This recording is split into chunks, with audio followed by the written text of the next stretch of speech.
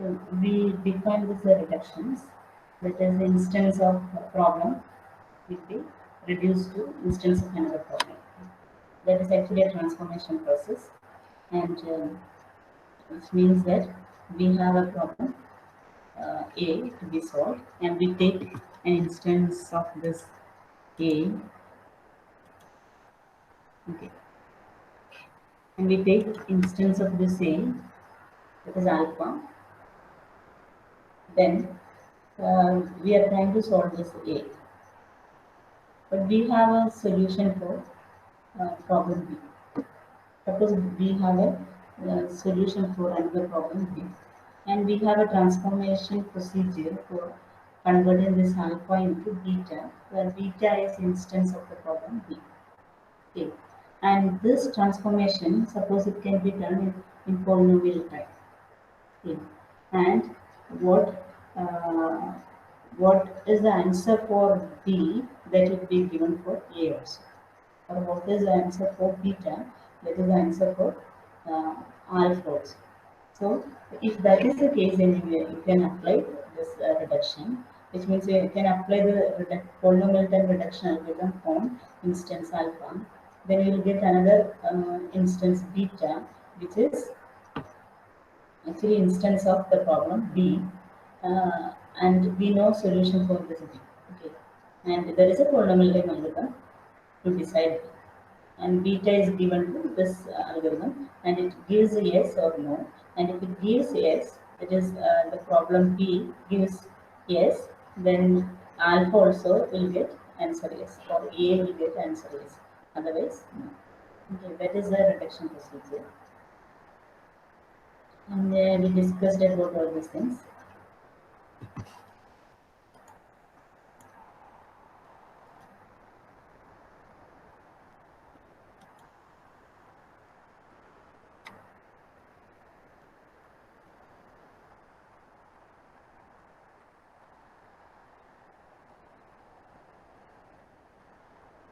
Okay.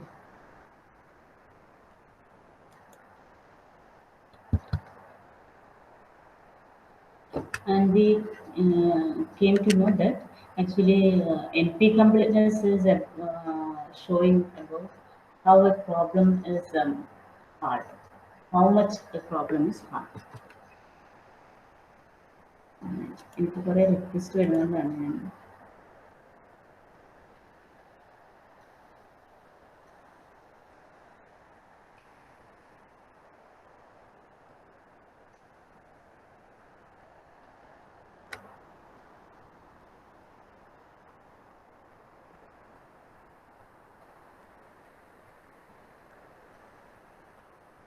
okay.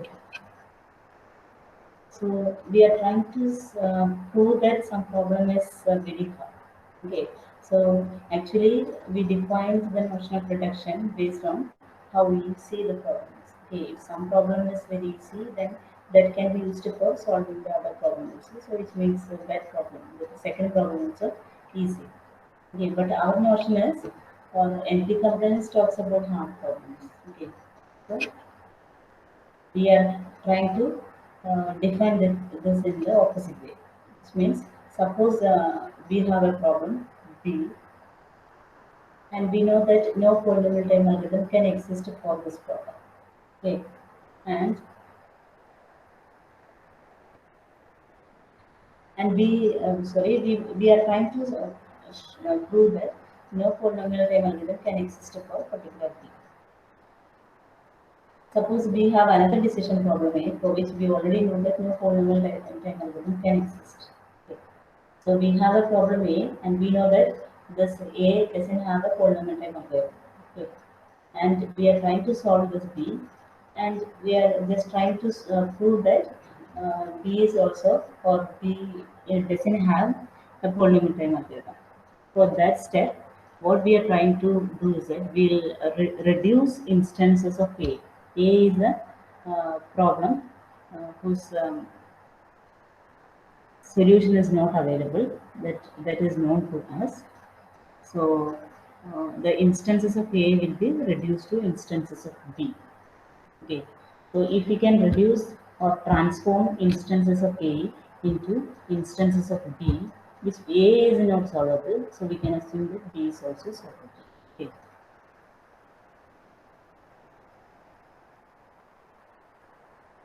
And suppose we can reduce instances of A to instance of B, and again suppose B has a solution.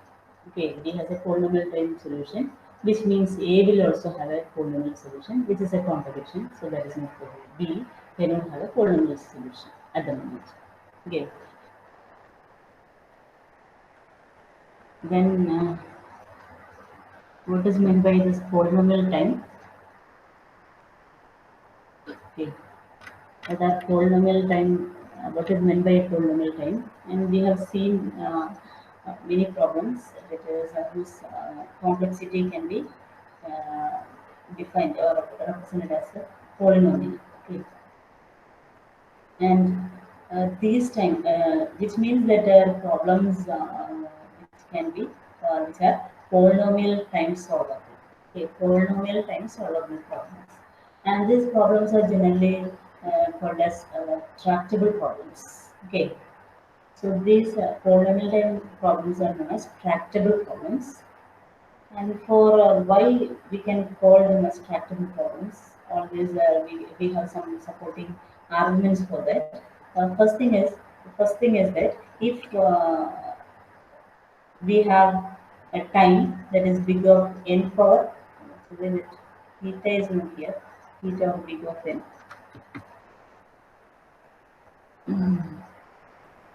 Okay,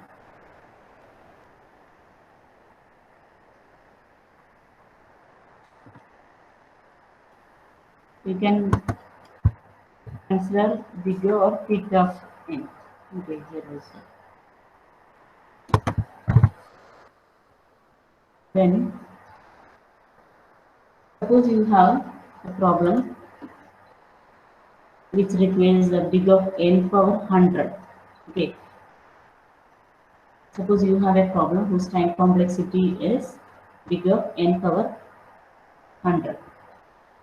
Okay, that is actually a very big or very complex algorithm. Big of n power 100 is very big number, so you can consider them as actually intractable problem. Then the time complexity is big of n power 100 because it is very uh, big number. So you can consider it as an intractable problem. But the case is that any problems time complexity is big of n power 100 is actually a very rare chance. Okay, that is because there will be only a few problems whose time complexity is bigger uh, n power 100. Okay, most of the polynomial time algorithms will be what do you say? It will take less than that.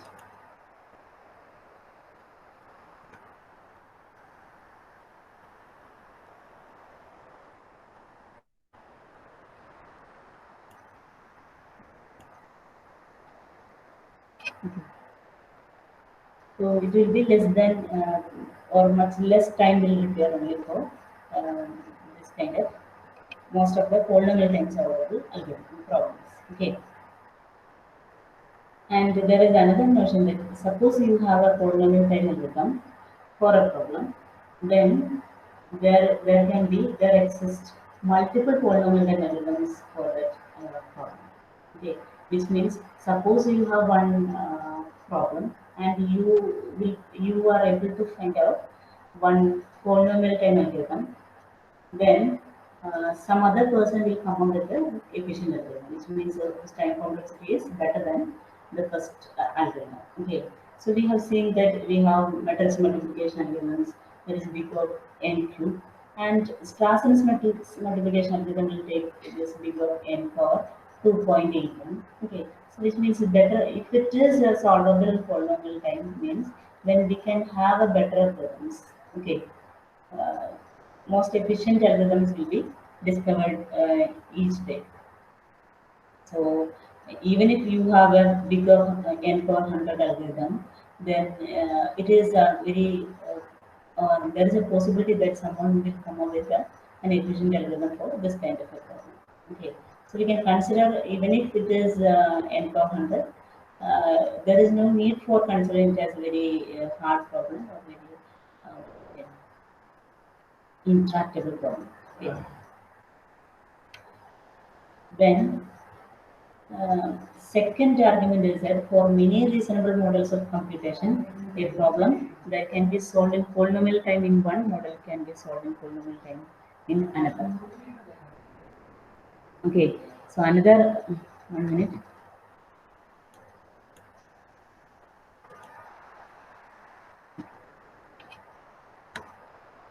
Another argument is that for many reasonable models of computation, a problem that can be solved in polynomial time in one model, okay, can be solved in polynomial time in another. For example, we have seen a RAM model. Okay, actually we discussed about this analysis on a RAM machine. Okay, RAM machine is actually a mathematical model of a computer, and we have a reduced instruction set for that. All these things we have seen. And what was our generalization there, or what was our assumption there? We assume that anything, any algorithms can be solved on this RAM machine, can be solved in a supercomputer or any other computer with the same time. Okay, only the constants in the time complexity will change. Okay, we can consider T of n as a function.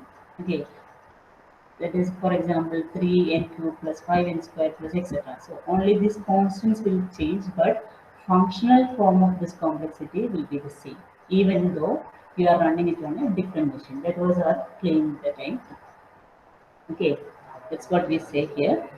And it is also same as a class of problems solvable in polynomial time on a parallel computer when the number of processes grows polynomially with the input size.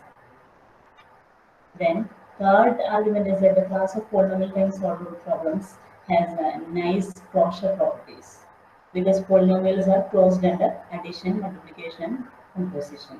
Okay. For example, if the output of one polynomial time algorithm is split into input of another, the composite algorithm is polynomial. Okay, that is the advantage of using a polynomial time solvable algorithm. Okay, then uh, if an otherwise polynomial time algorithm makes a constant number of calls to polynomial time subroutines. Okay, so we have a polynomial time algorithm and it makes calls to polynomial time or a constant number to the polynomial time subroutines. In running time of the composite algorithm is also polynomial. Problems. We define an abstract problem Q to be a binary relation on a set I of problem instances and a set S of solution or problem solutions. Okay. So actually, we know that a problem is actually a mapping from input to output. Okay, or a relationship between the input and output. How the input is related to output. That is the definition of a problem. So it is actually a binary relation on a set I of problem instances. So we can define it as I from X. I is the problem instance and S is the solution. Okay. For example, an instance for shortest path. Same shortest path problem that is actually a triple consisting of a graph and two vertices. Shortest path means input given as a graph and two vertices. Okay, and a solution is a sequence of vertices in the graph with perhaps the empty sequence denoting it. No, okay, so what will be the output? Output will be a sequence of what is it? Vertices. Okay, in the graph. So which means that is the vertices in the path, shortest path. Okay, that will appear in the same order. Okay. So a sequence of vertices in the graph, and suppose we are giving an empty sequence, which means there is uh, no path between these two vertices. Okay, that is the meaning. Then the problem shortest path itself is the relation that associates each instance of a graph and two vertices. Okay, with the shortest path in the graph that connects the two vertices. Okay, so we can say that the shortest path, that problem itself, is actually a relation that associates a graph. Okay, which means an instance of a graph and two vertices, which means one graph and two vertices, and this with a shortest path in the graph that connects the two vertices. Okay, since shortest paths are not necessarily unique, a given problem instance may have more than one solution. Okay, shortest paths are not unique, so we can have different solutions. Then we know that LP completeness actually restricts to decision problems. Okay, what are decision problems? Where problems has a yes or no answer. Okay, so yes or no answer means they are decision problems. In this case, we can view an abstract problem as a function that maps the instance set I to the solution set. So whatever may be the problem, the solution set may be 0, 1. Okay, so we can say that maps I to 0, 1, where I is instance of that problem. Okay, again consider the same shortest path problem. Okay, so if we can consider I as G, U, B, comma K. So if it is an optimization problem, the previous case is enough. Okay, for this kind of what do you say, an optimization problem, this shortest path will actually have this instance as a graph and two vertices. That is enough. But in the case of um, it's a decision variant, decision problem, that is known as a path, and this will take uh, arguments as graph, then two vertices along with one constant, that is k, which is number of edges in the what is it, in the shortest path. Okay, so that is I is equal to one instance I. You can consider it as G comma U comma V comma K. So G is your graph, V went the vertices, and K is the number of edges in the path. So we can consider this I as an instance of the decision problem path. Then if you give path of I, that will return 1, that means 1 means yes, if the shortest path from U to V has at most k edges. Okay, suppose it has, this graph has the shortest path from U to V with at most um, k edges. Okay, otherwise path of I is equal to 0, which means no such path exists. Then many abstract problems are no decision problems, but rather optimization problems in which some value must be minimized or maximized. Okay, then these abstract problems are mostly they are what do you say, optimization problems. Okay, and in the case of optimization problems, some value must be minimized or maximized. And it is usually a simple method. We know that how to convert this optimization problem into a decision problem. Okay.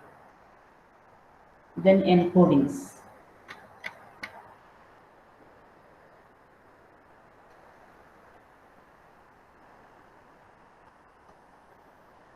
So we can or we can represent this problem instances in a way that the program understands. Okay, that is known as an encoding. So an encoding of a set S of abstract objects is a mapping E from S to the set of binary strings. Okay, for example, encode the natural numbers n equal to 0, 1, 2, etc. Okay, so we can encode that as 0, 1, 1, 0, 1, 1, 100, etc. Okay. So based on that encoding, E of 17 will be this much, 10001. Okay, or we can use other encodings, that is ASCII code or EBCD codes, etc. These are uh, some computer representations of all these keyboard characters. Okay.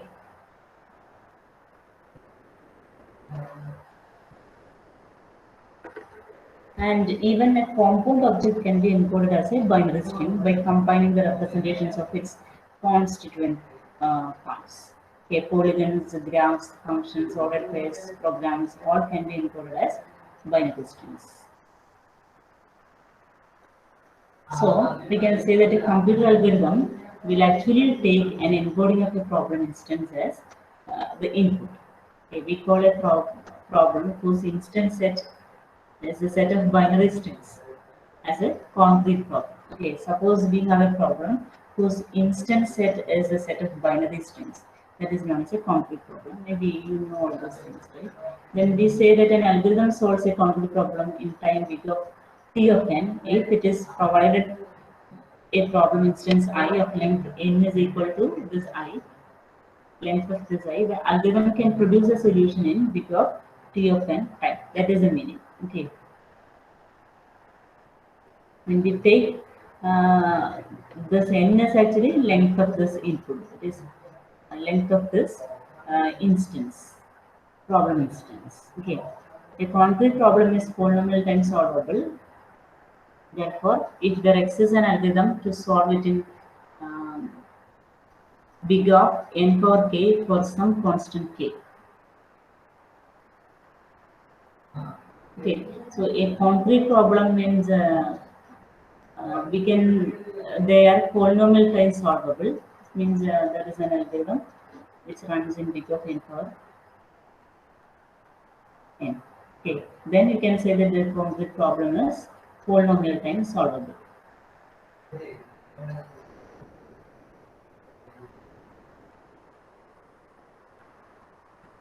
Then we can define the complexity class P, and this P will contain actually a set of problems or set of concrete decision problems that are polynomial time solvable. And we can use encodings to map abstract problems to concrete problems. Okay, so given an abstract decision problem Q, mapping an instance set I to 0, 1 and encoding E, probably encoding will be E, that is from I to 0, 1 the whole star. 0, 1 star, strings of zeros and ones. Okay. And this can be used to induce a related concrete decision problem which we denote by E or Q. Okay. So when we have an abstract decision problem Q and its encoding, we can denote as a concrete decision problem, that is a E or Q. Just mapping or just representing this input using some codes. Okay, that is a concrete decision problem. Okay. Then if the solution to an abstract problem, instance I, element of capital I is Q of I is element of 0, 1, then concrete, what will be the concrete solution? Solution to the concrete problem, that is E of I is element of 0, 1, the whole star. And you can read this. There may be some binary strings that represent no meaningful abstract problem instances. We shall assume that any such string is mapped arbitrarily to 0. Okay. Suppose there may be some binary strings that represent no meaningful abstract problem instance. In that case, we can assume that such string is mapped to 0.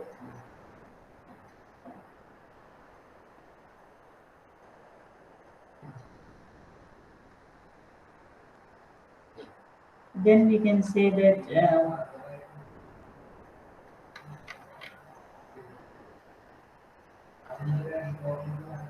we can define a function here, that is 0, 1 the whole star to 0, 1 the whole star.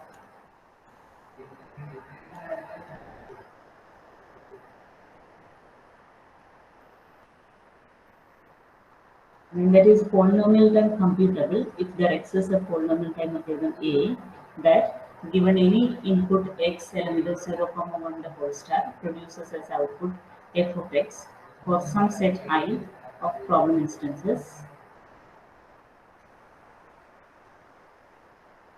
We say that two encodings E1 and E2 are polynomially related if there exist two polynomial time computable functions f12 and f21 such that for any I element of capital I, we have f12 of E1 of I that is equal to E2 of I. So when we apply this function on this encoding, we will get the encoding for the next or the second problem.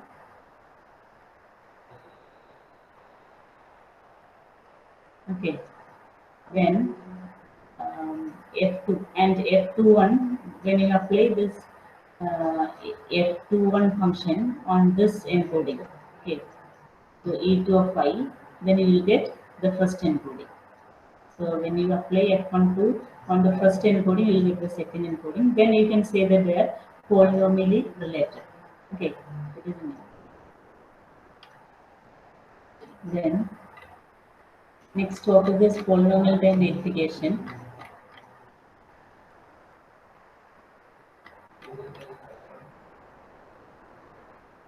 So polynomial time verification, we can now see some algorithms which that verify membership in languages. Okay, for example, suppose that for a given instance, GUVK of the decision problem path, we are also given a path from U to V. Okay. We can easily check whether, which means this is polynomial time verification. So we have instance G, comma, U, comma, V, comma, K. This is the input G, comma, U, comma, V, comma, K. And we should get a path from U to V. That is a certificate. Okay. We should be given with the path P from U to V. Then we can easily check whether the length of P is at most K, and if so, we can view P as a certificate that the instance indeed belongs to P. Okay, then we can easily check whether the length of P is at most K, and if so, we can view P as a this path P as a certificate. Okay, that the instance indeed belongs to P. Path belongs to P. And path means uh, the problem. Okay, that is the shortest decision variant of this shortest path problem. That is path, capital P. That actually belongs to P. This means that is a class that belongs to the class P, polynomial time solvable problem. In fact, path can be solved in linear time. Okay, and so verifying membership from a given certificate takes as long as solving the problem from scratch. Okay, so we can what we say is that path is actually polynomial time solvable problem. So if it is or if a problem can be solved, this claim actually I made yesterday also. It means if a problem can be solved in polynomial time, obviously that can be verified in polynomial time. Okay, so that's what it says. Verifying it is verifying membership from a given certificate. So you are given with a certificate, which means you are given with the problem instance that is a graph, then G comma uh, graph G, then U comma V comma K, and the certificate also, or a path also will be given, path from U to V, and you can view it as a certificate if that belongs to, or this certificate belongs to um, the path. Okay, and that path given is known as a certificate, and you are verifying that whether this path has at most K edges. Okay, then you can say that the certificate belongs to the path. Path means that is the problem path. And what will be or how will you formally define this path? Path is actually, you can define it as a language. Okay, any problem you can define as a language.